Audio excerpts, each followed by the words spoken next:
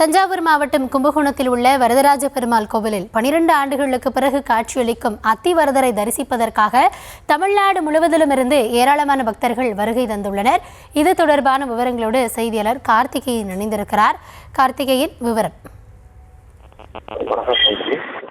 கும்பகோணம் பெருமாள் கோவில் தெருவில் உள்ள வரதராஜ பெருமாள் கோவில் மிக பழமையான கோயிலாகும். இந்த கோயிலில் பழமையான ஸ்ரீ பூமி தேவி தேவி சமேத அத்திவரதர் சிலையானது உள்ளது. இது பாதாள அறையில் வைக்கப்பட்டு பாதுகாக்கப்பட்டு வருகிறது. 12 ஆண்டுக்கு ஒரு முறை வெளியே எடுக்கப்பட்டு பக்தர்களுக்கு காட்சி கொடுக்கிறார் அத்திவரதர். அதன்படி கடந்த 2013ஆம் ஆண்டு அத்திவரதர் காட்சி 3 தினங்கள் காட்சி கொடுத்த பிறகு பாதாள அறையில் வைக்கப்பட்ட அத்திவரதர் மீண்டும் கடந்த 1ஆம் தேதி வெளியில் எடுக்கப்பட்டு பக்தர்களுக்கு காட்சி கொடுத்து வருகிறார். அதை ஏராளமான பக்தர்கள் தரிசனம் செய்து வருகிறார். ஒவ்வொரு நாளும் ஆயிரக்கணக்கான பக்தர்கள் நீண்ட வரிசையில் நின்று தரிசனம் செய்து வருகின்றார்கள்.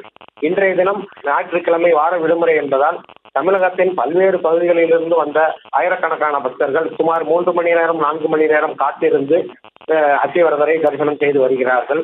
இந்த அத்திவரதர் தரிசனமானது வருகிற 10ஆம் தேதி வரை பொதுமக்கள் பக்தருடைய காட்சி கொடுப்பார்.